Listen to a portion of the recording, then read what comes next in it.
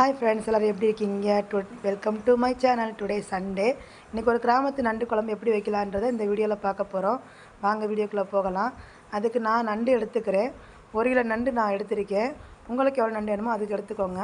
இதுக்கு நான் அரைக்கிறதுக்கு மசாலான்னு பார்த்தீங்கன்னா 2 ஸ்பூனு மிளகு, 2 ஸ்பூனு சீரகம், 2 ஸ்பூன் சோம்பு, அது சின்ன துண்டு அளவுக்கு இஞ்சி, ஒரு 10 பல் பூண்டு, ஒரு சின்ன துண்டு அளவு தேங்காய். இது அரைக்கிறது பார்த்திங்கன்னா சின்ன வெங்காயம் எடுத்துக்கிறேன். சின்ன வெங்காயம் ரொம்ப நல்லது உடம்புக்கு. ஒரு சின்ன வெங்காயம் ஒரு 50 கிராம், 2 தக்காளி, பட்டை மிளகாய் 10.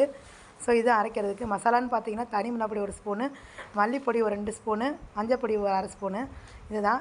இப்போ வாங்க இதை எப்படி வைக்கலான்னு பார்க்கலாம். இதை வச்சு நம்ம என்ன பண்ண குழம்பு வைக்க போகிறோம். கிராமத்து நண்டு குழம்பு. ஓகே, நம்ம அரைக்கிறதுக்கு போது பார்ப்போம். தேங்காய் ஃபஸ்ட்டு நம்ம அரைச்சிக்கிடுவோம். ஏன்னா தேங்காய் சீக்கிரம் அரைப்படாது. அதனால் தேங்காய் துருவி எடுத்துருங்க. துருவி எடுத்ததுக்கப்புறமா நம்ம ஒவ்வொன்றா எல்லா பொருளையும் போட்டு ஒன்றா எல்லாத்தையும் அரைச்சி எடுத்துக்கிடலாம். இப்போ பாருங்கள், எல்லாத்தையும் ஒன்று போட்டு அரைக்கிறோம். இப்போ நான் அதை அரைப்படுறதுக்காக ஒரு அரை கிளாஸ் தண்ணி ஊற்றுறேன். தண்ணி ஊற்றி நல்லா அரைச்சி இந்த விழுதை எடுத்துக்கிறேன். பார்த்துக்கோங்க. இதுக்கப்புறம் நம்ம குழம்பு எப்படிக்கலான்னு பார்க்கலாம். ஃபஸ்ட்டு கடாயை வச்சுக்கோங்க. கடாய் நல்லா ஹீட் ஆனவுடனே நல்லெண்ணெய் ஊற்றிக்கோங்க. நல்லெண்ணெய் ரொம்ப நல்லது உடம்புக்கு. ஸோ நல்லெண்ணெய் ஊற்றிக்கோங்க. ஒரு 50 எண்ணெய் நல்லெண்ணெய் ஊற்றிக்கோங்க. நல்லெண்ணெய் நல்லா காஞ்சவுடனே அதுக்கப்புறம் கடுகு, உளுந்தம்பருப்பு போட்டுக்கோங்க. போட்டு நல்லா பொரிய விடுங்க. பொரிஞ்சதுக்கப்புறம் தான் நம்ம எடுத்து வச்ச அலசி வச்ச நண்டு என்ன பண்ணுறோம், இதில் ஆட் பண்ணுறோம். இங்கே பாருங்கள், கடுகு நல்லா பொரியணும். பொரிஞ்சதுக்கப்புறம் தான் நண்டை நம்ம போடுறோம்.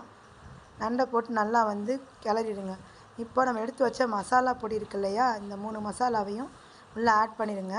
அதுக்கப்புறம் பார்த்திங்கன்னா நம்ம அரைச்சி வச்ச இந்த தேங்காய் பேஸ்ட்டையும் இதில் ஆட் பண்ணிடுவோம். ஸோ நல்லா கிண்டி விட்டுடுங்க.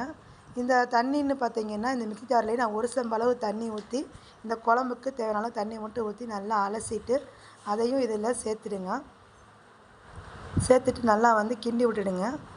இப்போ பாருங்கள், இந்த குழம்புக்கு தேவையான அளவுக்கு உப்பு, இந்த குழம்புக்கு தேவையான உப்பு மட்டும் போட்டுடுங்க.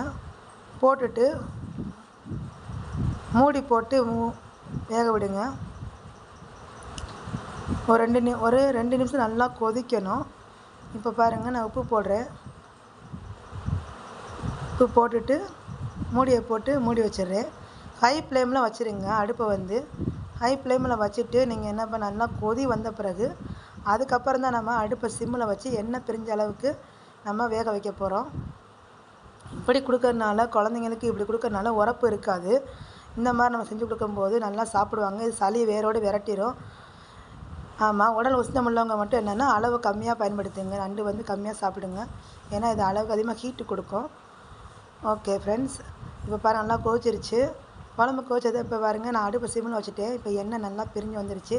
இந்த ஸ்டேஜில் அடுப்பை ஆஃப் பண்ணிவிட்டு இறக்கிடுங்க. இப்போ இந்த மாதிரி குழம்பு சாப்பிடும்போது நல்லா சளியை வேரோட விரட்டி விட்டுரும். ஓகே ஃப்ரெண்ட்ஸ், இந்த மாதிரி வீடியோ உங்களுக்கு பிடிச்ச லைக் பண்ணுங்கள், ஷேர் பண்ணுங்கள், கமெண்ட் பண்ணுங்கள், மறக்காமல் பெல் பட்டனை கிளிக் பண்ணுங்கள். அப்போ தான் நான் போட நோட்டிஃபிகேஷன் உங்களுக்கு வரும்.